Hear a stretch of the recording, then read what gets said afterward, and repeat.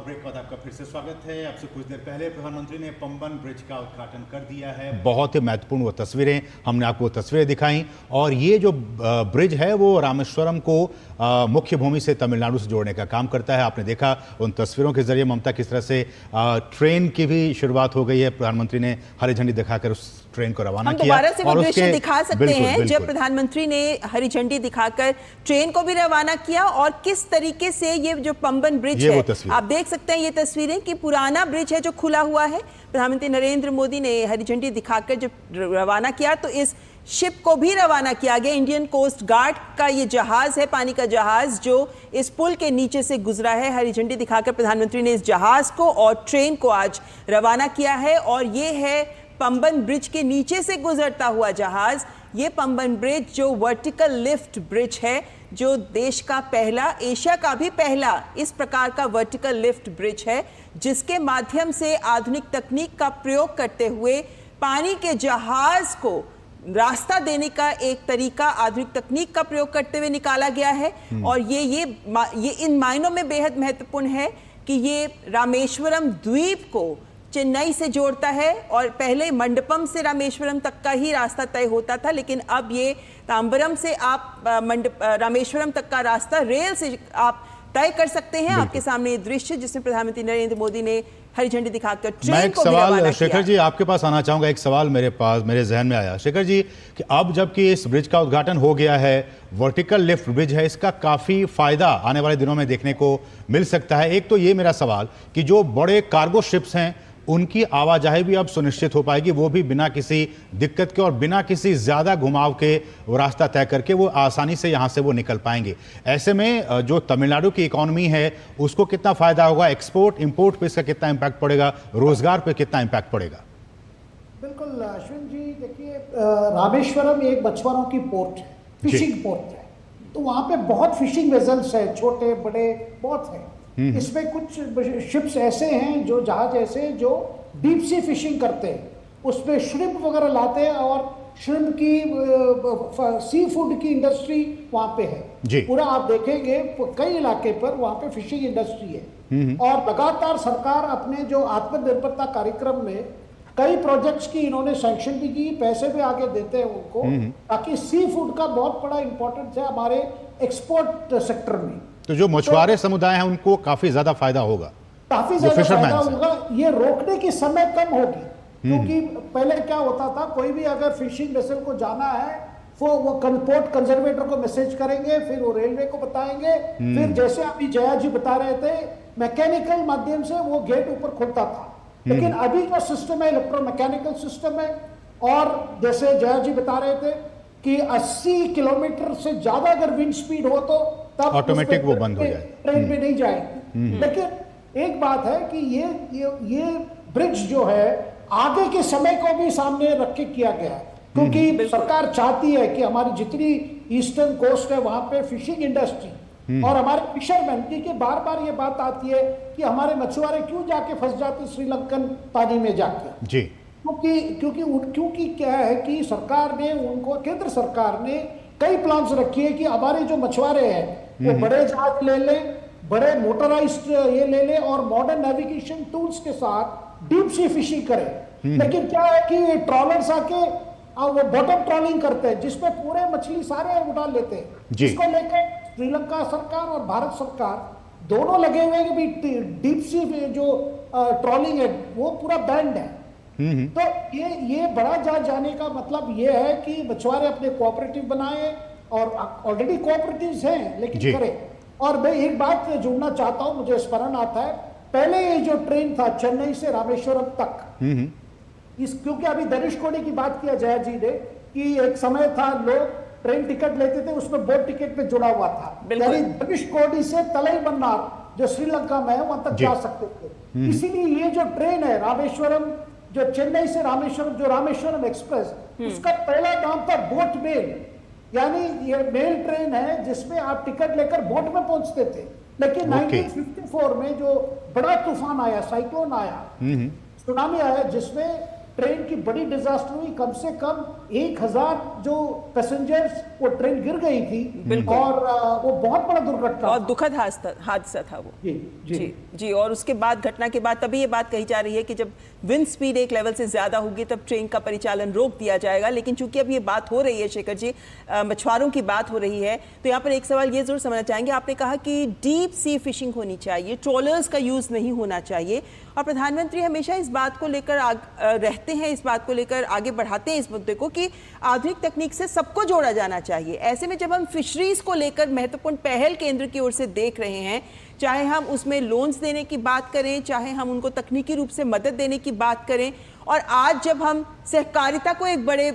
Model के रूप में सामने ला रहे हैं, आपको लगता है कि ये तमाम पहल ऐसी हैं जिनको लेकर ये आकलन लगाया जा सकता है कि केंद्र सरकार गंभीरता से मछुआरों और फिशिंग के क्षेत्र में जो पहल होनी चाहिए उसको लेकर आगे बढ़ रही है? तो श्रीलंका का ये जो दौरा हुआ है, किस लिहाज से आपको लगता है कि इस दिशा में अब दोनों देश बढ़ते नजर भी आ सकते हैं, केंद्र की सोच और प्रधानमंत्री का ये दौरा? देखिए, ये दौरे में बहुत चीजें ये हुई थी, क्योंकि जब 2022 में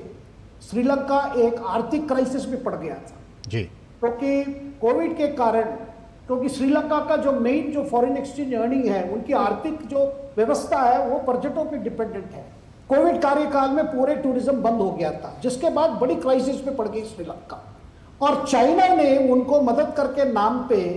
बड़े बड़े इंफ्रास्ट्रक्चर प्रोजेक्ट्स बना दिए जिसको डेट को सर्विस नहीं कर पाए। ऐसे जैसे अभी नेपाल का भी वही हालत है, बांग्लादेश का भी वही हालत है, चाइना की बातों में आकर बड़े पैसे ले लिया, पैसे वापस नहीं कर पा रहे। ऐसे समय में भारत ने श्रीलंका को मदद किया जी, मदद करके कम से कम $4 बिलियन की सहायता हमने दिया। और अभी भी इस विजिट में भी आपने देखा होगा जो 7 एग्रीमेंट्स हुए उसमें डेट रिस्ट्रक्चरिंग है, हमने इंटरेस्ट रेट भी कम किया है, जिसके वजह से प्राइम मिनिस्टर मोदी को उन्होंने सबसे हाईएस्ट सिविलियन अवार्ड दिया है उनको, जो अभी जो उनका जो दौरा में जो हुआ है हाईएस्ट अवार्ड मित्रता विभूषण समझ गई है। देखिए ममता जी, श्रीलंका समझ गई है भारत एक मतलब स्ट्रॉन्ग फ्रेंड है, भारत का कोई सेल्फिश इंटरेस्ट नहीं है, लेकिन केवल यही रिक्वेस्ट है कि भाई आप यहाँ के जो सुरक्षा को भी दृष्टि में रखकर और कहीं आप चाइना के ये में मत फंसिए। इसीलिए आपने देखा होगा श्रीलंका के राष्ट्रपति दसनायका ने अपने जो जॉइंट स्टेटमेंट में एक बात रखी है कि कतई अब श्रीलंका की जो जमीन का प्रयोग भारत के खिलाफ नहीं देंगे, भारत के खिलाफ होने नहीं देंगे, जिसको प्रधानमंत्री ने नोट करके उनको धन्यवाद भी बताया। तो ये कई चीजें हैं। अगर श्रीलंका से, मुझे नहीं लगता पहले कोई प्रधानमंत्री श्रीलंका से फिर डायरेक्ट रामेश्वरम पहुंचे हो, और आज आपके मछुआरे सारे जो भाई हैं वो सब सुनना चाहेंगे कि प्रधानमंत्री उनके लिए क्या संदेश दें। जी, प्रधानमंत्री जनसभा को भी संबोधित करेंगे कुछ ही देर के बाद वो करने वाले जनसभा को संबोधित। लेकिन हीरामन जी, हम जानते हैं कि जिस बात का जिक्र अभी हम कर रहे हैं कि मछुआरों की जो समुदाय है, जो लोग हैं, उनको काफ़ी फायदा होगा, उनके रोजगार के अवसर बनेंगे, जो लोग वहाँ पे जा रहे हैं उनके ज़रिए जो लोकल इकॉनमी है उनको काफ़ी इजाफा होगा। और प्रधानमंत्री की ये कोशिश रही है कि जहाँ जहाँ भी, चाहे वो उत्तर भारत की बात कर लें, दक्षिण भारत की बात कर लें, गुजरात की बात, तमाम जगहों पे प्रधानमंत्री जहाँ भी गए हैं, इस तरह के जो धार्मिक पर्यटन है, प्रधानमंत्री की कोशिश रही है और उन्होंने अपील भी की है मन की बात के जरिए भी कि आप जाएं, साल में 1 बार, 2 बार, 3 बार, 4 बार आप धार्मिक पर्यटन पे जाएं, न सिर्फ आप खुद के लिए बल्कि जब आप जाते हैं तो वहाँ की लोकल इकोनॉमी को भी काफ़ी फ़ायदा होता है और आपको एक नए भारत को के बारे में समझने और जानने का मौका मिलता है। ये भी कहीं ना कहीं इस पूरे कार्यक्रम के जरिए कोशिश कि लोग आएँ, पूरे भारत के लोग आएँ और देखें। एक समग्र व्यवस्था है, जैसा अभी शेखर जी ने बताया कि श्रीलंका की इकोनॉमी अधिकांशतः पर्यटन पर आधारित थी, और जब श्रीलंका की इकोनॉमी और उस प्रकार के जितने भी क्षेत्र हैं हमारे देश में, अगर पर्यटन को बढ़ावा मिलता है तो पर्यटन के कई स्वरूप होते हैं। धार्मिक और आध्यात्मिक पर्यटन तो एक है ही, साथ में आप ये समझिए कि कश्मीर या उत्तर भारत की जो वस्तुएं हैं वो आसानी से और कम दाम में रामेश्वरम पहुंचेंगी। बिल्कुल, वो भी तो एक व्यापार हुआ। और साथ में जो मछुआरों की बात उन्होंने की, किस प्रकार से डीप सी फिशिंग की जाए, जिसका पूरे विश्व में एक प्रकार से यूरोप में हो या बाकी सब जगह इस पर संवाद चलता रहता है। और उसके लिए जब तक सुविधाएं नहीं होंगी, जब तक संबंध नहीं होंगे, श्रीलंका के साथ जो अनुमोदन हुए हैं, जो MOUs हुए हैं, उन्होंने शेखर जी ने बोला कि डेट रिस्ट्रक्चरिंग हुई है। उन्होंने ये भी कहा कि अभी तक $100 मिलियन के डेट को हमने अनुदान बना दिया है। तो ये इतनी बड़ी सौगात जो ये भारत ही कर सकता है, चीन तो नहीं किया। आप देखिए कि चीन के उस ये भारत की संस्कृति और सभ्यता की एक पहचान है। इसलिए पर्यटन के साथ अर्थ सीधे सीधे जुड़ा हुआ है, चाहे वो व्यापार का अर्थ हो, चाहे वो सैलानियों का अर्थ हो, से मिलने वाला अर्थ हो, या व्यवसाय हो, या फिर जीवन में जो सुगमता आती है। जो रामेश्वरम के रहने वाले मछुआरे हैं या तटीयवर्ती तमिलनाडु के बाकी जो क्षेत्र हैं, वहाँ के मछुआरों के लिए, जैसा शेखर जी ने बताया, किस प्रकार का संदेश लेकर के वो आए होंगे, इसकी उत्सुकता सबको है। और मछुआरों के लिए जो भी सुविधा होगी, तो उससे विकास तो उनके जीवन में तो सुलभता आएगी, उनमें एक निश्चितता आएगी, वो अपनी और पूरे और भारत इसमें आपको लगता है तिवारी जी की जो भाषाई खाई क्रिएट करने की कोशिश की जा रही है, जब लोग काफ़ी जाएंगे, वहाँ पहुँचेंगे, उन मछुआरों के साथ भी या फिर वहाँ के लोकल लोगों के साथ इंटरेक्ट करेंगे, तो हिंदी वहाँ पहुँचेगी, तमिल यहाँ आएगी, तो ये एक भाषाई जो विविधता जो है उसको भी मजबूती मिलेगी। मैं फिर एक बार शेखर जी को कोट करूंगा। इन्होंने प्रारंभ में ही कहा कि ये एक राजनीतिक मसला बनाया जा रहा है, ये है नहीं। भारत में हजारों वर्षों से लोग आते जाते रहे हैं और भाषाओं का आदान प्रदान होता रहा है। आपको क्या मालूम है कि 6वीं शताब्दी में, 2री शताब्दी में जो वहाँ के विद्वान थे, वो तमिलनाडु के विद्वान कश्मीर पहुँचते थे, किसी न किसी रूप में कोई न कोई लिंक भाषा तो उनको मिलती होगी। तो यदि हिंदी का, जो हम लोग हिंदी भाषी हैं, मैंने अभी प्रशंसा की शेखर जी की कि वो हमसे भी अच्छी हिंदी बोल लेते हैं, लेकिन वो तमिल तो हम बोल नहीं सकते। मुझे लालसा है कि मैं तिवारी जी तमिल आप भी सीखें। हाँ, तमिल सीखें। तमिल सीखेंगे तो कंब रामायण को हम या संगम साहित्य भी अच्छे से समझ पाएंगे, ओरिजिनल पढ़ेंगे। तो इसलिए जो भाषा की जो ये राजनीति है, वो बिल्कुल निरर्थक है। उस राजनीति के पीछे कुछ और ध्येय है, इसलिए उसमें पढ़ने से जो है भारत की जो विकास की धारा है, मुझे लगता है जो आम जो लोग हैं तिवारी जी, वो इन चीजों में पढ़ते भी नहीं है, वो उस बात को रिस्पेक्ट करते हैं। ये समझना बहुत जरूरी है यहाँ पर कि केंद्र सरकार का यही मकसद है कि स्थानीय भाषाओं को ज्यादा प्रसिद्धि मिले, उनको ज्यादा आगे बढ़ाया जाए, और साथ ही जो लुप्त हो रही हैं पुरानी भाषाएं, जो लुप्त हो रही हैं, बोलियां जो लुप्त हो रही हैं, उन पर भी जो लोग काम कर रहे हैं उन्हें सम्मानित किया जा रहा है, और लुप्त होने वाली भाषाओं को भी संरक्षण दिया जा रहा है। लेकिन यहाँ पर मैं पुनः विकास का रुख करना चाहूंगी, और विकास की बात जब हम करते हैं तो आज जो परियोजनाएं या आज जिस तरीके का ब्रिज का आज उद्घाटन किया गया है, एक बात की फेरी सर्विस, जया जी मैं सवाल आपके पास लेके आना चाहूंगी कि फेरी सर्विस को, यानी जल परिवहन को सरकार आगे बढ़ा रही है, लेकिन संभावनाएं अपार हैं हमारे देश में जल परिवहन को लेकर, और मल्टी मॉडल कनेक्टिविटी का जो मॉडल सरकार देश के अलग अलग हिस्सों में डेवलप कर रही है, जया जी कहां तक भारतीय रेल का उसमें भूमिका बहुत अहम हो जाती है, क्योंकि कनेक्टिविटी के लिए सबसे सरल साधन रेल को ही माना जाता है। जी ममता जी, अगर आप देखें तो भारतीय रेल मेरे ख्याल से इस भारत को एक इंटीग्रेटेड स्वरूप देने का सबसे बड़ा माध्यम है। अब आज की तारीख में हम रामेश्वरम को जोड़ने की बात कर रहे हैं, कल को हम कश्मीर की बात करेंगे। तो कश्मीर से कन्याकुमारी जो हम कहते आए हैं हमेशा गर्व से कि भारत एक है जी, तो उसको चरितार्थ करता है भारतीय रेल का नेटवर्क। और पूरी कोशिश यही है सरकार की कि एक एक कोना जो रेल की कनेक्टिविटी से अछूता रह गया है वहां तक रेल पहुंचे, और ये कनेक्टिविटी जो भारत को जोड़ने का काम करती है वो और सुगम बने और आसान रहे लोगों के लिए और अफोर्डेबल हो। ये एक ऐसा माध्यम है यात्रा का जो कि सुगम है और सरल है और हर किसी के लिए अफोर्डेबल। और तो ये इसीलिए अगर आप देखेंगे तो भारत इस साल का बजट और पिछले 3 साल का बजट जो है वो भारतीय रेल को रिकॉर्ड आवंटन करता आया है रिसोर्सेज का, और ये आगे भी चलता रहेगा क्योंकि ये नेटवर्क जो है ये भारत की एक बहुत ही बड़ी हम कहेंगे कि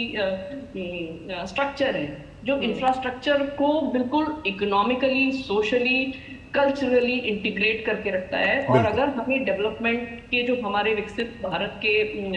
एम्बिशंस हैं उसको अगर हमें पहुंचना है और सस्टेनेबल तरीके से पहुंचना है तो हमें भारतीय रेल का ही सहारा लेना पड़ेगा। लेकिन सवाल जया जी में आगे जी वापस आएंगे आपके पास, लेकिन यही सवाल पहले मैं शेखर जी आपके पास भी लेके आना चाहूंगी। जल परिवहन, फेरी सर्विसेज, हमारे पास बहुत नदियां हैं, नदियों को जोड़ने का काम सरकार कर रही है। साथ ही में अगर हम जल परिवहन को भी विकसित कर सके एक स्तर तक तो स्थानीय लोगों को देश के अलग अलग हिस्सों में बहुत सहायता हो सकती है। कहां तक आप जल परिवहन की संभावनाएं मौजूदा सरकार के विकास के रोड मैप से जुड़ी हुई इन संभावनाओं को देखते हैं, कैसे देखते हैं, कैसे आंकते हैं इन्हें? देखिए, इनलैंड वाटरवेज को डेवलप करने के लिए सरकार ने कई कार्यक्रम शुरू किए हैं, जैसे गंगा में हो और बाकी नदियों में भी जहां जहां हो सकता है उस पर हमारी ट्रांसपोर्ट मिनिस्ट्री लगा हुआ है। और ये भी बता देता हूं कि ये जो सर्विसेज आके जुलाई महीना से एक तय हुआ है कि जो फेरी सर्विस रामेश्वरम से तलाईमन्नार तक जो श्रीलंका में है वो जुलाई से शुरू होने की एक कार्यक्रम बनी हुई है, एक फैसला लिया गया है। और ये पहले भी था लेकिन बीच में बंद हो गया, फिर स्टार्ट हो रहा है। तब अब अगर लोग ट्रेन से तक रामेश्वरम पहुंच जाएंगे, अगर वीजा वगैरह लेके श्रीलंका जा सकते, तलाईमन्नार जाएंगे तो फिर वहां से जाफना पहुंच सकते। और वहां पे कई धार्मिक स्थल है, हमारी सनातन धर्म की कई धार्मिक स्थल है, खास करके जाफना में कंद स्वामी मंदिर है जो कार्तिकेय का अपना जो कार्तिकेय का बहुत बड़ा प्राचीन मंदिर है। तो ये बहुत मतलब यहाँ भी लोग वहां जा सकते हैं। और आप जानते हैं श्रीलंका के कई जो श्रद्धालु है बौद्धिक जो बुद्ध धर्म के हैं वो यहाँ आते हैं, गया तक जाते हैं। और बुद्धिस्ट सर्किट भी सरकार ने बनाया, हमारी सरकार ने। तो ये आप परस्पर आप देखेंगे, ये ट्रेन सर्विस के बाद अगर बोट सर्विस भी शुरू हो जाएगी, क्योंकि बीच बीच में सुरक्षा के कारण बंद हुई थी, अब दोबारा उसकी स्टार्ट करने की बात हो रही है। तो ये अगर हो जाएगा तो आप देखेंगे ज्यादा दिन नहीं होगा कि यहाँ से दिल्ली से अगर आप रवाना होंगे, ट्रेन सीधा जाके पहुंचेंगे रामेश्वरम में और फिर वहां से बोट लेके श्रीलंका जा सकते, कोलंबो तक जा सकते। और भारत ने देखिए जब 2009 में वहां के जो युद्ध समाप्त हुआ श्रीलंका में जी, उसके बाद से लगातार भारत सरकार आपके जो नॉर्दर्न प्रोविंस है श्रीलंका में जहां ज्यादातर तमिल श्रीलंकन तमिल रहते हैं वहां के विकास के लिए काफी मदद किए। और आज की तारीख देखिए, प्रधानमंत्री पहुंचे रामेश्वरम अनुराधापुरा से। अनुराधापुरा जो है वो दक्षिण श्रीलंका में है और अनुराधापुरा एक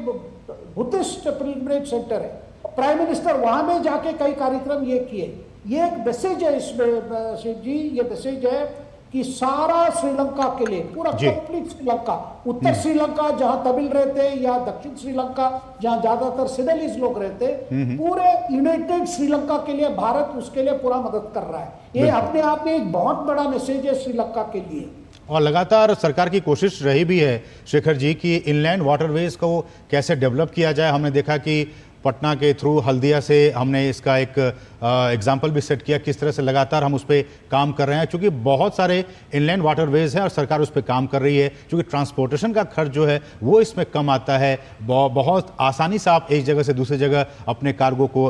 उसको भेज सकते हैं। ऐसे में लेकिन एक बार फिर से मैं पंबन ब्रिज पे आना चाहूँगा जया जी, और चूंकि जो लोग हैं वो इस बात को एक बार फिर से जानना चाह रहे हैं कि सिक्योरिटी के लिहाज से ये कितना महत्वपूर्ण और इसमें किस तरह की तकनीक का इस्तेमाल किया गया है कि ये पंबन ब्रिज, चूंकि आप कह रहे हैं कि इसकी जो शेल्फ लाइफ होगी वो 100 साल से भी ज़्यादा होगी, ऐसे में किन किन चीज़ों का ध्यान रखा गया है ताकि इस पर कोई खतरा ना हो और ये मजबूती के साथ ये बना रहे? इसको अगर आप इसकी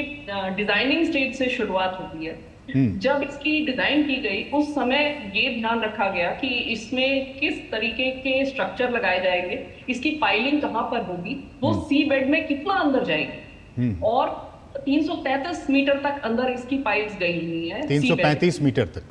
सी बेड में, जिससे कि वो आप इस स्ट्रक्चर को स्टेबिलिटी प्रदान करते हैं। फिर इसके ऊपर जो आपने स्टील का ढांचा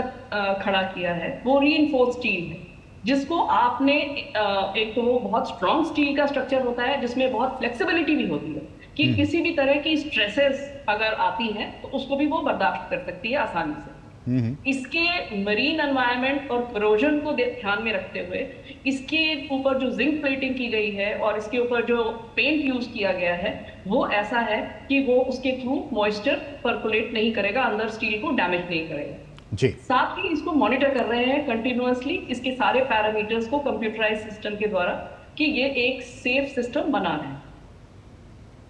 ऐसे में एक और सवाल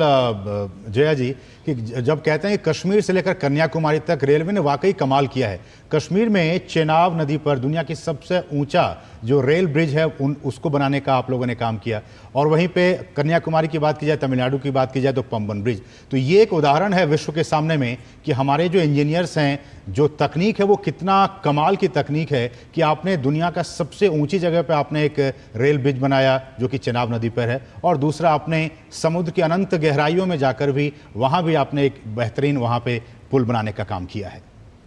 ये भारत के लिए बहुत ही गर्व की बात है कि हमारे इंजीनियर्स और हमारी अपनी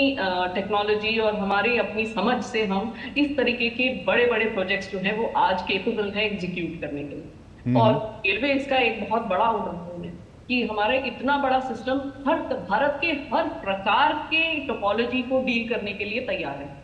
अगर आप कश्मीर की बात कर रहे थे तो कश्मीर की भी जो लाइन है वो बहुत ही दुर्गम रास्तों से गुजरती है, और वो जो टनलिंग मेथड है वो टनलिंग मेथड अब इंडिया के हिमालयन टोपोलॉजी के लिए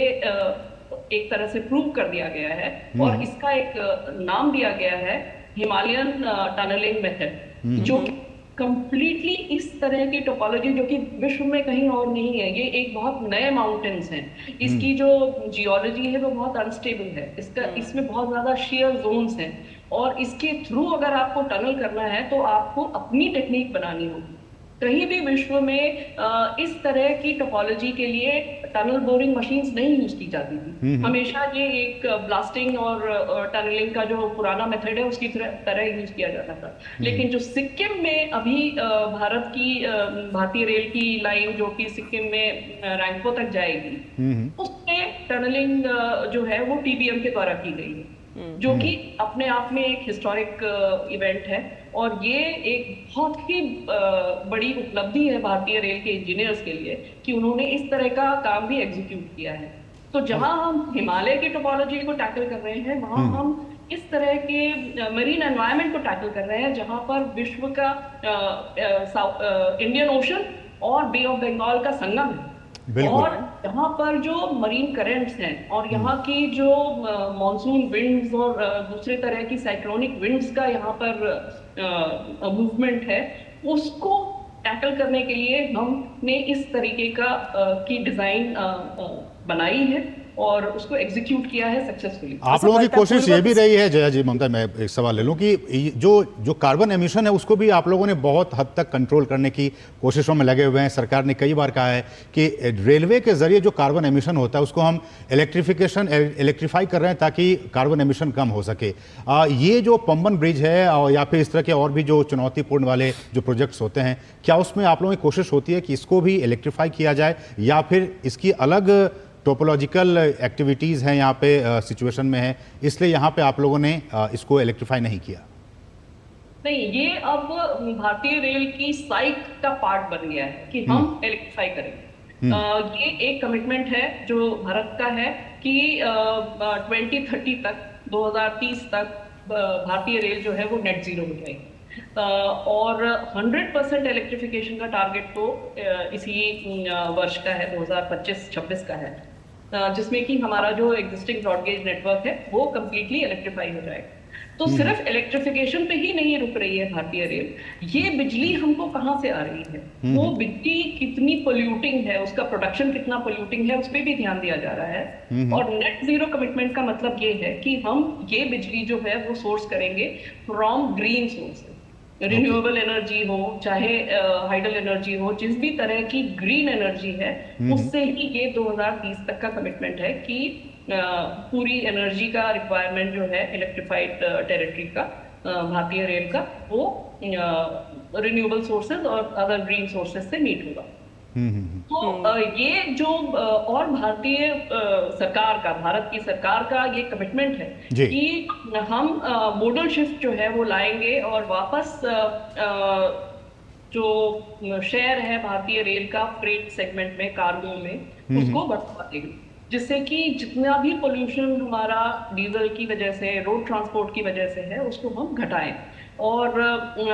हम सब जानते हैं कि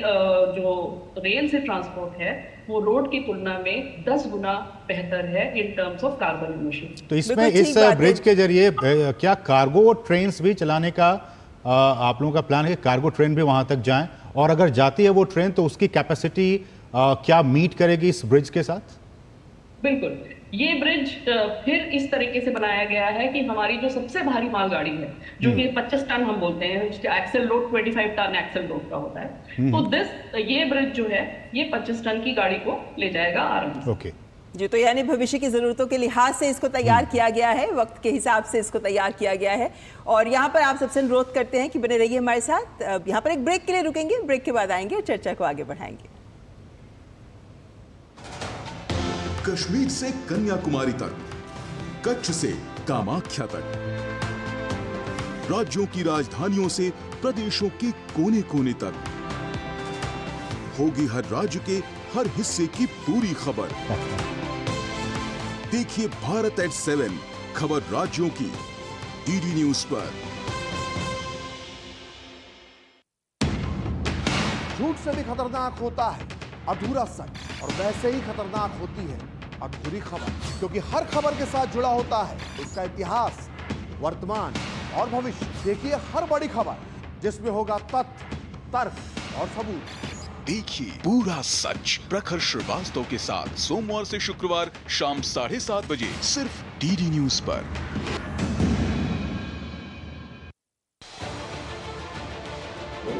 उत्तर से दक्षिण तक, पूर्व से पश्चिम तक, देश हो या दुनिया की खबर है तो पड़ताल जरूरी है। देखिए हमारे साथ मेरे पीछे भारत की सबसे एजेंडा भारत का है और किस तरह से एक नई शुरुआत इस वक्त डीडी न्यूज पर।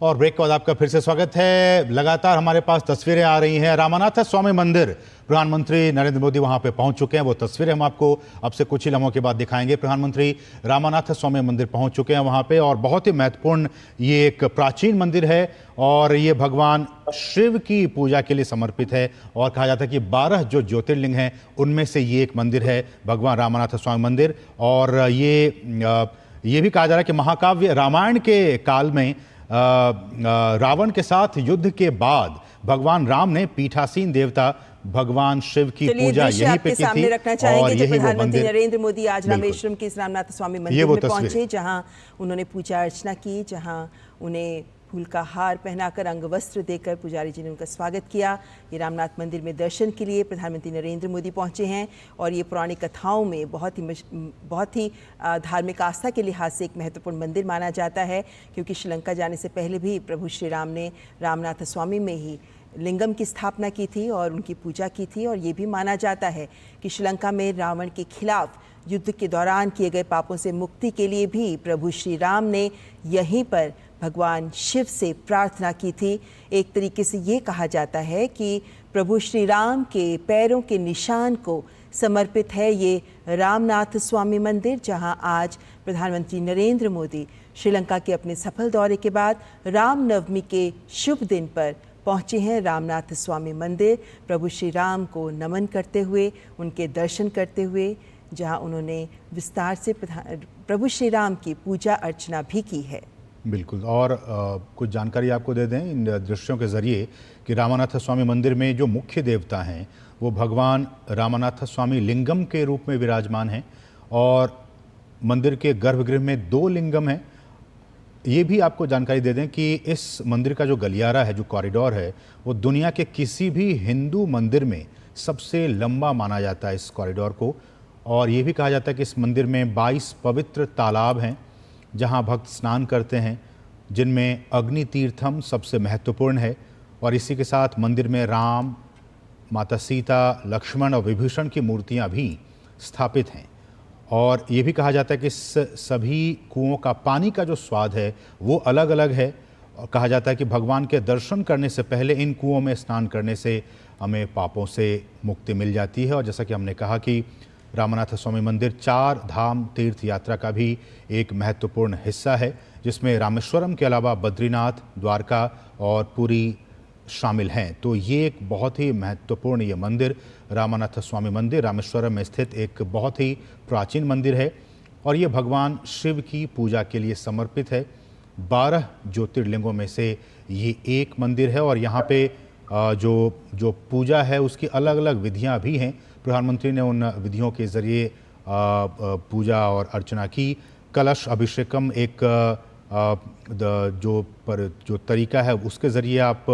यहाँ पूजा कर सकते हैं। संघाभिषेक है, रुद्राभिषेक है, पंचामृत अभिषेकम है, स्वामी सहस्त्रनाम अर्चना है, अम्बाल सहस्त्रनाम है और अम्बल कवचम है। लेकिन तो ये कुछ दृश्य बहुत तरीके हैं महत्वपूर्ण है जो ये दिखाते हैं कि प्रधानमंत्री नरेंद्र मोदी जो हमेशा अपने भक्ति और आस्था को देशवासियों को भी समर्पित करते हैं। आज प्रधानमंत्री नरेंद्र मोदी रामनवमी के शुभ अवसर पर पहुंचे हैं रामनाथ स्वामी मंदिर में और ये महत्वपूर्ण इन मायनों में है कि आज रामनवमी है और हम जानते हैं कि किस तरीके से दक्षिण भारत में रामायण की यात्रा से जुड़े विभिन्न मंदिर हैं जो यहाँ मौजूद हैं, जो रामायण के विभिन्न पात्रों से जुड़े हैं और रामायण की विभिन्न घटनाओं को प्रदर्शित करते नजर आते हैं। और पहले भी प्रधानमंत्री नरेंद्र मोदी दक्षिण राज्यों के राम मंदिरों का दौरा कर चुके हैं। जब अयोध्या में राम मंदिर में प्राण प्रतिष्ठा होनी थी उससे पहले प्रधानमंत्री नरेंद्र मोदी ने दक्षिण के विभिन्न राज्यों की भी उन्होंने यात्रा की थी जहां पर राम मंदिर मौजूद हैं। देश की सांस्कृतिक पहचान को उन्होंने जोड़ते हुए इन विभिन्न मंदिरों का दौरा किया था क्योंकि उनका मकसद यही है कि पूरे देश में सांस्कृतिक एकता को कायम किया जाए। ऐसे में दक्षिण के राज्यों में जो रामायण में जो वर्णन किए गए हैं, भगवान राम से जुड़े विभिन्न घटनाओं से जुड़े मंदिरों का जो वर्णन किया गया है, उसी के मद्देनजर पहले भी प्रधानमंत्री नरेंद्र मोदी, चाहे हम आंध्र प्रदेश के लापाक्षी में वीरभद्र मंदिर की बात करें, केरल में त्रिप्रयार में श्री रामास्वामी मंदिर की बात करें या फिर तिरुचिरापल्ली में श्रीरंगम में रंगनाथ मंदिर की बात करें या फिर रामेश्वरम में रामनाथ स्वामी मंदिर की बात करें, जहां आज पुनः प्रधानमंत्री नरेंद्र मोदी अपनी आस्था को साथ लेकर पहुंचे हैं प्रभु श्री राम के चरणों में नमन करते हुए। और रामनाथ स्वामी मंदिर जो प्रभु श्री राम के पैरों के निशान को ही समर्पित माना जाता है ये मंदिर, क्योंकि श्रीलंका जाने से पहले भी प्रभु श्री राम ने यहाँ रामनाथ स्वामी यानी शिव के लिंगम की स्थापना की थी। तो प्रभु श्री राम प्रभु शिव के संगम का एक अद्भुत दृश्य प्रस्तुत करता है ये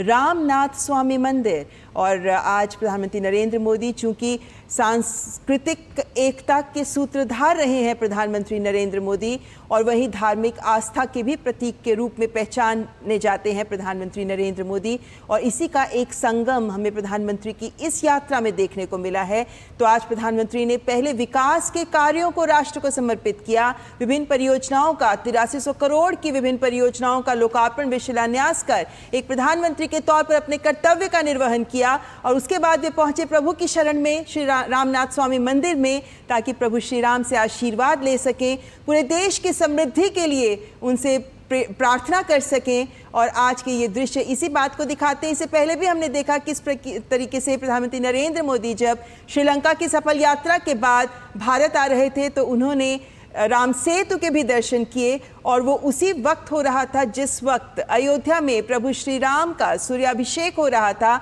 उनका सूर्य तिलक हो रहा था। और वो मन भावन लोक लुभावन दृश्य भी हमने आपके समक्ष रखे कि कैसे सूर्य की किरणें प्रभु श्री राम के ललाट को दीप्तिमान कर रही थी, दमक रहा था उनका ललाट। और उसी वक्त पर प्रधानमंत्री नरेंद्र मोदी राम सेतु के दर्शन कर रहे थे, जिसके बाद वे पहुंचे रामेश्वरम, और रामनवमी के शुभ अवसर पर उन्होंने इस ऐतिहासिक मंदिर में पौराणिक कथाओं से जुड़े इस रामनाथ स्वामी मंदिर में अपनी आस्था, अपनी भक्ति प्रभु श्री राम के चरणों में समर्पित की। जगत कल्याण की भावना लिए प्रधानमंत्री नरेंद्र मोदी, सबका कल्याण हो, सब आगे बढ़ें, सबका विकास हो, प्रधानमंत्री की इसी परिकल्पना और इसी सोच को एक बार फिर से इस दृश्यों के जरिए आप समझ सकते हैं। जगत कल्याण की भावना, और जब प्रधानमंत्री कहते हैं, भारत कहता है वसुधैव कुटुंबकम, हम सभी एक हैं, हम सभी कुटुंब हैं एक दूसरे के साथ, और इन्हीं जगत कल्याण की भावना को आत्मसात करते हुए प्रधानमंत्री जब किसी भी मंदिर में जाते हैं तो उनकी एक कोशिश रहती है, जो प्रभु से वो प्रार्थना करते हैं कि हे प्रभु, भारत के लोगों के साथ साथ पूरे विश्व का, जगत का कल्याण हो। इन्हीं भावनाओं के साथ प्रधानमंत्री किसी भी मंदिर में जाते हैं, कहीं भी जाते हैं धार्मिक स्थल पर, तो उनके मन में ये भावना रहती है। और जैसा कि ममता आपने कहा कि पहले विकास का कार्य और विकास के कार्यों को देश को समर्पित करने के बाद वो प्रभु के शरण में कि हे प्रभु, वो क्षमता, वो अब आशीर्वाद, वो आत्मबल हमें दें कि हम इस भारत भूमि को और भी आगे बढ़ाने के लिए जो भी हो सकता है वो काम करें। तो इसी सोच के साथ प्रधानमंत्री नरेंद्र मोदी रामानाथ स्वामी मंदिर में भगवान के सामने। हमारे साथ विशेष मेहमान भी जुड़े हुए। प्रोफेसर तिवारी, ये दृश्य आपको क्या एहसास दिखा रहे हैं? मुझे तो यही एहसास, जैसा कि हम पहले चर्चा कर रहे थे असीम जी और आप भी, कि एक सूत्रात्मकता है भारत की। आप कल्पना करिए कि हजारों मील दूर उत्तर भारत में अयोध्या में आज लाखों श्रद्धालु भगवान श्री राम के दर्शन के लिए वहाँ पहुँचे हुए हैं, वहाँ पे पूजा अर्चना हो रही है। उसी समय इस भारत के जो कर्णधार हैं, जो उनके एक प्रकार से प्रतिनिधि हैं, प्रधानमंत्री, उसके बिल्कुल साउथ में, दक्षिण में जाकर के ऐसे स्थान पर पूजा अर्चना कर रहे हैं जहाँ पर आपने बताया कि भगवान राम श्रीलंका जाने से पहले उन्होंने स्थापना की थी। उन्होंने, तुलसीदास जी ने बहुत सुंदर ढंग से कहा है, करी हूँ यहाँ शंभु स्थापना, मैं यहाँ पर शंभु की स्थापना। और उसके बाद एक बहुत महत्वपूर्ण बात कही थी कि जो शैविज्म और वैष्णविज्म, शिव और राम में जो अंतर बीच में लोग, कुछ विद्वानों ने या कुछ लोगों ने किया, उसको वहाँ पर तुलसीदास जी ने 16वीं शताब्दी में ये कहा कि शंकर और राम एक दूसरे के बिल्कुल निकट हैं। उन्होंने कहा कि शिव द्रोही मम दास कहावा, सो नर सपने हूँ मोहि न भावा। यदि कोई कहता है कि वो शिव से द्रोह कहता है मेरा दास है, तो सपने में भी मुझे वो पसंद नहीं है। शंकर द्रोही दास मम, मम द्रोही शिवदास। दोनों बातें कहते हैं कि चाहे वो अपने को राम भक्त कहे और शिव का भक्त नहीं कहे। इस प्रकार से यदि ये जो दक्षिण और उत्तर की जो ये खाई बनाने की बार बार जो प्रयास किया जाता है, वो उस खाई को पूरी तरह से पाटता है ये दृश्य कि ये दक्षिण में बैठ करके भगवान राम के जो प्रभु हैं शिव, और जैसा कि अभी असीम जी ने बताया कि एक तो 4 धाम में से एक है, दूसरे 12 ज्योतिर्लिंगों में से एक सबसे महत्वपूर्ण ज्योतिर्लिंग है, वहाँ पर बैठ करके उनके प्रभु, राम के प्रभु की अर्चना कर रहे हैं, पूजा कर रहे हैं। हमारे साथ हमारे सहयोगी अश्विनी मिश्रा भी इस वक्त लगातार बने हुए हैं रामेश्वरम से ही। अश्विनी, इन दृश्यों को हम अपने दर्शकों को दिखा रहे हैं, प्रधानमंत्री वहाँ पे पूजा अर्चना कर रहे हैं, और क्या सोच, और जैसा कि हमने कहा कि पहले विकास के कार्यों को राष्ट्र को समर्पित किया और अब प्रभु के शरण में। निश्चित तौर से अगर देश और दुनिया ने प्रधानमंत्री नरेंद्र मोदी के धर्मपरायण स्वरूप को देखा है, तो प्रधानमंत्री नरेंद्र मोदी के धर्मपरायण स्वरूप को देश और दुनिया देख रही है। प्रधानमंत्री नरेंद्र मोदी पहुंचे हैं रामनाथ मंदिर, भगवान रामेश्वर के मंदिर में, जहां पर उन्होंने शिव की आराधना की है। और सबसे बड़ी बात, मंदिर के गोपुरम पे ही, मंदिर के प्रवेश द्वार पर ही तमिलनाडु के राज्यपाल ने उनका स्वागत किया, केंद्रीय मंत्री एल मुरुगन ने स्वागत किया, भाजपा के पदाधिकारी वहां पर उपस्थित रहे। और उसके बाद प्रधानमंत्री मंदिर के अलग अलग हिस्सों में जाते हुए उन्होंने भगवान आंजनेय हनुमान जी का जो यहाँ पर आत्मलिंगेश्वर स्वरूप है, भगवान शिव की लिंग भी वहाँ पर स्थापित है, उसकी पूजा अर्चना की। पार्वती मंदिर पहुंचकर उन्होंने वहाँ की पूजा अर्चना की। पार्वती मंदिर के बाद जो मुख्य मंदिर है भगवान का जो शिवलिंग है, उससे स्थापित में ही बगल में विश्वेश्वर स्वरूप में जो विशालाक्षी मंदिर है, वहां पर उन्होंने पूजा अर्चना की। और विशालाक्षी मंदिर से सटे हुए ही भगवान वाराणसी के स्वरूप में ही, भगवान विश्वेश्वर के स्वरूप में काशी विश्वनाथ की पूजा अर्चना की। जो दृश्य है, अलग अलग मंदिरों पर, इस मंदिर में अलग अलग भगवान शिव के स्वरूपों की स्थापना की गई है, वहां पर उन्होंने पहुंचकर पूजा अर्चना की। और समूचे भारत के राष्ट्र के निर्माण की कल्पना, राष्ट्र निर्माण की संकल्पना को साकार करने की शक्ति और साथ ही साथ संकल्प से सिद्धि का उन्होंने कहीं न कहीं वर मांगा। और जो पूरे के पूरे दृश्य आप देख रहे हैं, वो मंदिर के अलग अलग हिस्सों में, चाहे वहाँ जिन्हें भगवान स्वामी हनुमान जी हो, चाहे माता विशालाक्षी हो, माता पार्वती, और माता पार्वती के अलावा भगवान शंकर के काशी विश्वनाथ के स्वरूप में, और अंत में भगवान विश्वेश्वर के स्वरूप में, जहाँ पर मुख्य रामलिंग की स्थापना की है, जहाँ पर जो रामेश्वरम का प्रमुख लिंग माना जाता है, जिसकी ये मान्यता है कि माता सीता ने ही बालुका रूप में यहाँ पर उस भगवान शिव के स्वरूप की स्थापना की थी, वहां पर बैठकर उन्होंने पूजा अर्चना की। तो निश्चित तौर से ये दृश्य बताते हैं कि एक धर्मपरायण, कर्तव्यपरायण स्वरूप में किस तरीके से प्रधानमंत्री नरेंद्र मोदी देश और पूरी दुनिया को विश्व में अभियांत्रिकी के चमत्कारिक स्वरूप पंबन ब्रिज को देते हैं। तो कैसे वो धर्मपरायण स्वरूप में आज मां शक्ति की आराधना के रूप में, भगवान शिव की आराधना के लिए, भगवान शिव के स्वरूप की आराधना के लिए, भगवान शिव के साक्षात दर्शन करने के लिए, और भगवान शिव वो जो कि रामनाथ कहे जाते हैं, रामेश्वर कहे जाते हैं, भगवान राम ने जिनकी पूजा अर्चना की, उनके स्वरूप का दर्शन करने के लिए रामेश्वरम पहुंचे हैं। निश्चित तौर से ये जो दृश्य है वो किस तरीके से जो आदि रूप में भगवान शिव की यहाँ पर आराधना भगवान श्री राम ने की थी लंका विजय से पूर्व, कथानों के अनुसार लंका विजय के पश्चात वो माता सीता के साथ यहाँ पर रहे। भगवान हनुमान जी को कैलाश से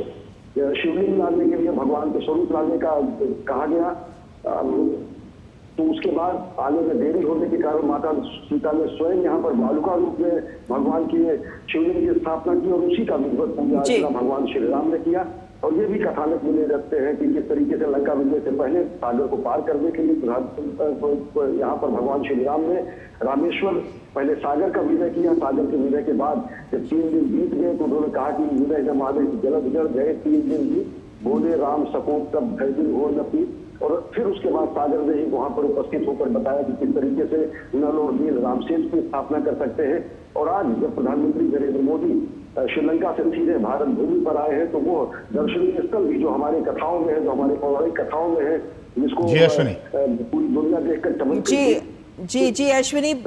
जी बहुत धन्यवाद अश्विनी, ये तमाम जानकारी हम तक पहुंचाने के लिए। हम ये दर्शकों को लगातार दृश्य दिखा रहे हैं रामनाथ स्वामी मंदिर से। रामेश्वरम का ये मंदिर, राम के नाथ प्रभु शिव को समर्पित ये मंदिर, और यहाँ पहुंचे हैं प्रधानमंत्री। उन्होंने यहाँ पूजा अर्चना की है और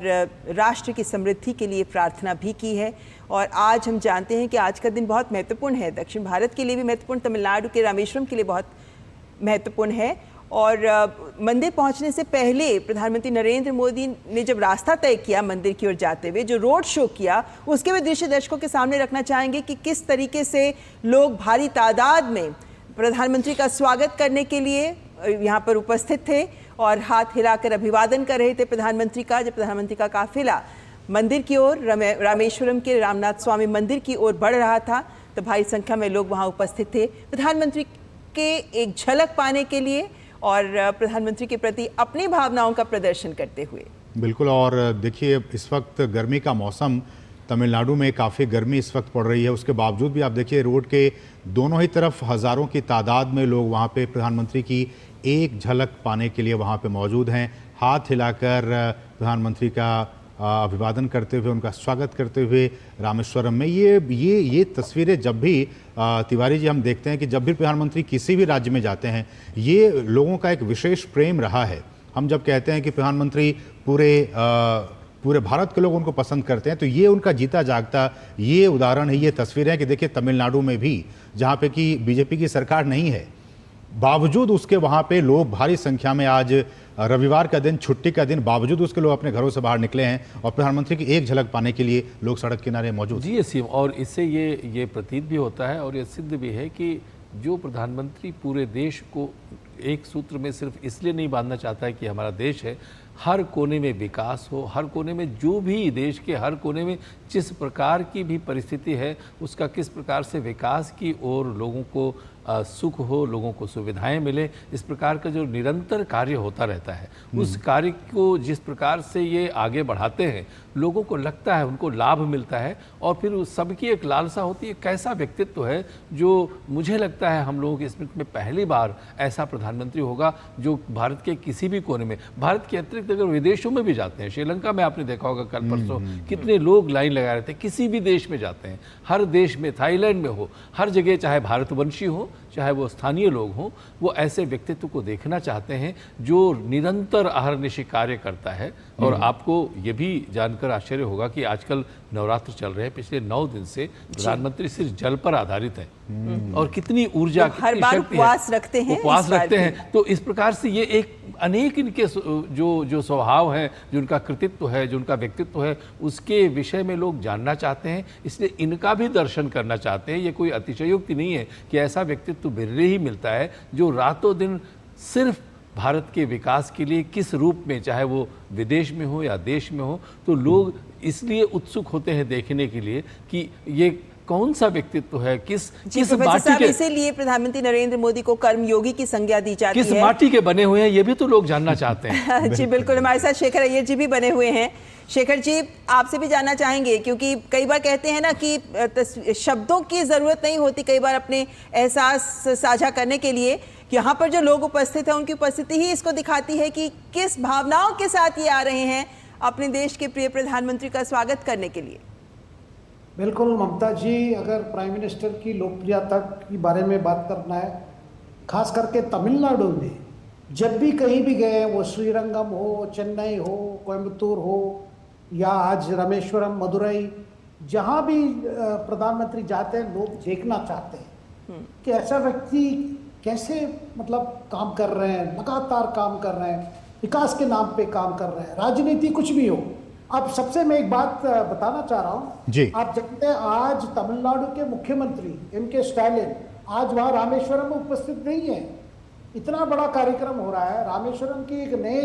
एक नया पुल इनॉग्रेशन हो रहा है, लेकिन स्टालिन ने अपने एक मंत्री को कह दिया कि आप रिप्रेजेंट कीजिए राज्य सरकार। वो वहाँ पे मंच शेयर करना नहीं चाहते थे पीएम के साथ, क्योंकि चुनाव आ रहा है जी। अब ये देखिए, इतना बड़ा मौका है, इतना हिस्टोरिक डे है, एक इंजीनियरिंग मार्वल है, ये तमिलनाडु का गौरव का विषय है, देश का गौरव का विषय है, लेकिन राजनीतिक कारण से डीएमके के प्रमुख और तमिलनाडु के मुख्यमंत्री वहां उपस्थित नहीं है। देखिए, मैं कतई नहीं चाहूंगा कि हमारी डिस्कशन पॉलिटिक्स हो, लेकिन ये बात को भी हमें सामने रखना है कि ऐसे समय में अगर प्राइम मिनिस्टर की लोकप्रियता वहां देख रहे हैं, क्या लोग नहीं जान रहे क्या हो रहा है वहां पे? क्यों आज वहां पे स्टालिन प्रेजेंट नहीं है वहां पे? केवल इसीलिए क्योंकि चुनाव आ रहा है, दिखाना नहीं चाहते, लेकिन प्रधानमंत्री से समय मांग रहे हैं डिलिमिटेशन पे मेमोरेंडम देने के लिए। शेखर जी, भले ही स्टालिन ना आए, लेकिन इन तस्वीरों के जरिए हम देख पा रहे हैं कि सैकड़ों हजारों के तादाद में जो लोग हैं वो जरूर आए हैं प्रधानमंत्री की झलक पाने के लिए। ये ज्यादा मैसेजिंग है, इस तस्वीरों के जरिए स्टालिन तक भी इस तस्वीरें पहुंच पा रही होंगी। बिल्कुल बिल्कुल, वो जानते हैं, बैठ के देख रहे होंगे। नहीं, देखिए उनका क्या डर है, ये जो Dravida party, so called Dravidian parties कहते हैं, उनका डर है कि वो ड्रामा करके जो राजनीति अभी तक चला है, इतना भ्रष्टाचार, इतना मतलब जिस तरह डेवलपमेंट की जो पेस होनी चाहिए वो नहीं हुआ है, तो बार बार केंद्र सरकार को दोषी देना, बार बार प्रधानमंत्री को दोषी करके जो राजनीति चली आई है वहां पे, उनका डर है ये राजनीति ज्यादा चल नहीं पाएगी, क्योंकि लोग देख रहे हैं बाकी राज्यों में क्या हो रहा है। आज उत्तर प्रदेश में किस तरह विकास चल रही है, देख रहे हैं लोग कि तमिलनाडु एक समय में सबसे टॉप इंडस्ट्रियल स्टेट था, आज क्या हालत है, क्यों इतना भ्रष्टाचार को लेकर इतनी कंप्लेंट्स आ रही है। साधारण जो कॉमन मैन, जो सामान्य आदमी है, उसकी वो फील कर रहा है कि करप्शन कैसा है। आप बिग टिकट करप्शन छोड़िए, मैं तो साधारण करप्शन, इतना करप्शन है जो दारू लेने के लिए सरकारी जो टास्मा है वहां पे दारू लेने जाएंगे तो आपको 10-20 रुपया 30 रुपया देना पड़ता है ज्यादा। अब जो ईडी की वहां पे चल रही है जांच, सरकारी संस्था वहां पे ये करती है, मतलब लिकर बेचती है, लेकिन वहां पर जो करप्शन हो रहा है, जो सरकार, राज्य सरकार को जो रेवेन्यू आनी चाहिए वो नहीं आ रहा है। और ईडी की जांच चल रही है, इसमें बड़े बड़े लोग उसमें ये है, जो सरकारी संस्था है, सरकार की जो कंपनी है, तो मतलब अंडरटेकिंग, जैसे दिल्ली में जो राज्य सरकार की ये करती है, जो दिल्ली इंडस्ट्रियल जो मार्केटिंग है, वहां पे भी टास्मा है,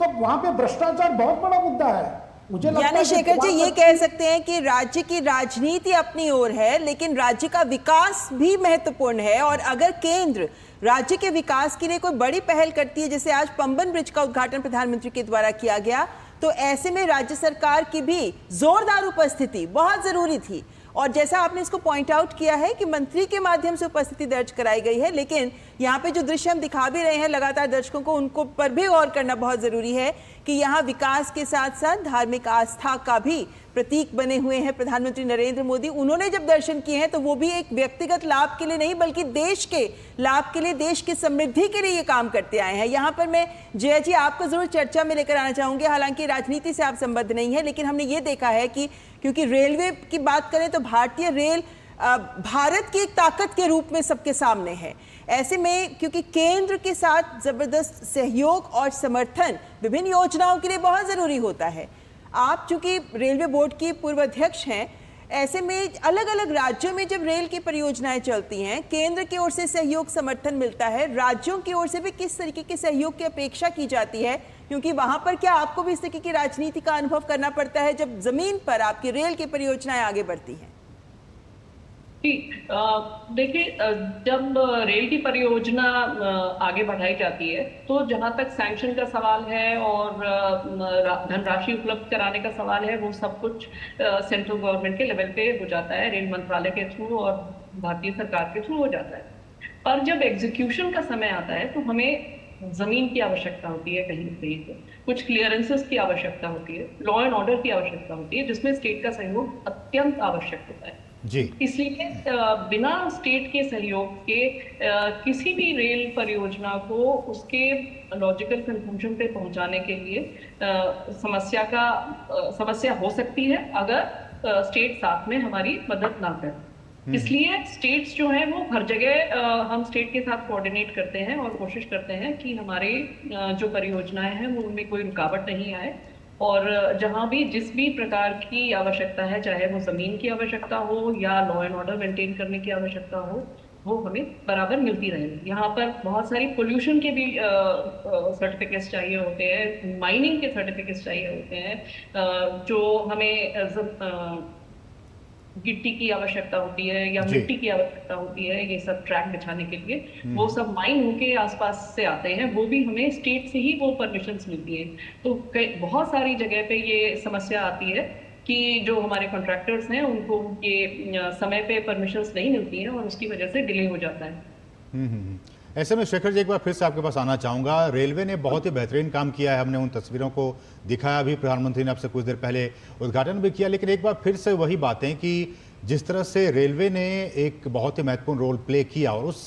रेलवे के ज़रिए जब हमारे जो दर्शनाभिलाषी हैं, जो अब इस मंदिर के दर्शन करना चाहेंगे या फिर रामेश्वरम जाना चाहेंगे, ऐसे लोगों के लिए, ऐसे भक्तों के लिए जो आस्था है वो कहीं ना कहीं वो उनको लेकर वहाँ पे जाएगी। ऐसे में क्या आपको लगता है कि आने वाले दिनों में रेलवे की तरफ से, सरकार की तरफ से और भी इस तरह की जो परियोजनाएं उनको लागू की जाएंगी धरातल पर, ताकि पूरे देश को एक सूत्र में बांधा जा सके, उत्तर के लोग दक्षिण जा सके, दक्षिण के लोग उत्तर आ सके, पूरे देश एक आध्यात्मिक जोड़ से जुट सके?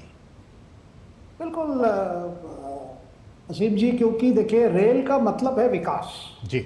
और जहाँ जहाँ रेल कनेक्टिविटी बढ़ी है, जहाँ रेल कनेक्टिविटी विस्तार हुई है, वहाँ पे विकास बहुत तेजी से हुआ है। और ये जो इलाका है, जो रामेश्वरम ये कहिए, रामनाथपुरम डिस्ट्रिक्ट कहिए, यहाँ सब विकास देखिए, हम हमेशा समझते हैं कि तमिलनाडु का विकास या तमिलनाडु की इंडस्ट्री ज़्यादातर लोकेटेड है चेन्नई के आसपास या कोयम्बतूर के आसपास या त्रिची के आसपास है, लेकिन जब सर्विसेज बढ़ते जाएंगे, जो माना जाता है थोड़ा आर्थिक दृष्टि से थोड़ा बैकवर्ड डिस्ट्रिक्ट है, जैसे दक्षिण डिस्ट्रिक्ट्स जो है तमिलनाडु में, जैसे रामनाथपुरम और ये जगह सब देखिए, जब रेल की सर्विसेज बढ़ेगी, टूरिज्म की बहुत गुंजाइश है तमिलनाडु में। इतने प्राचीन मंदिर है, हर धर्म के मंदिर है वहां पे, वहाँ गिरजाघर है, जो हर गिरजाघर वहां पे बहुत हिस्टोरिक भी रहा है, ब्रिटिश काल से लेकर डच के शासन में भी वहां पे चर्चेस बनी है, जो आज के टूरिज्म सेंटर्स है। जैसे रेल सुविधाएं बढ़ेगी, आधुनिक रेल सर्विसेज होंगे, आप देखेंगे तमिलनाडु के लिए बेरोजगारी की जो बार बार प्रॉब्लम बता जा रही है, रोजगारी बढ़ेगी, सर्विस सेक्टर में बढ़ेगी, टूरिज्म से रिलेटेड वो टैक्सी सर्विसेज हो, होटल सर्विसेज हो, सपोर्ट सर्विसेज जितने सब बढ़ेंगे। अब तो शेखर सर ये भी आ गया कि बहुत सारे जो ऐसे डिस्ट्रिक्ट्स हैं जो कि एस्पिरेशनल डिस्ट्रिक्ट्स हैं, हम जानते हैं कि बहुत सारे ऐसे डिस्ट्रिक्ट्स जो कि भारत में हैं, तमिलनाडु भी ऐसे बहुत सारे डिस्ट्रिक्ट्स हैं जो कि एस्पिरेशनल डिस्ट्रिक्ट्स हैं। ऐसे में न सिर्फ केंद्र सरकार बल्कि राज्य सरकारों की भी सहायता की जरूरत होती है। बिल्कुल, देखिए राज्य सरकार,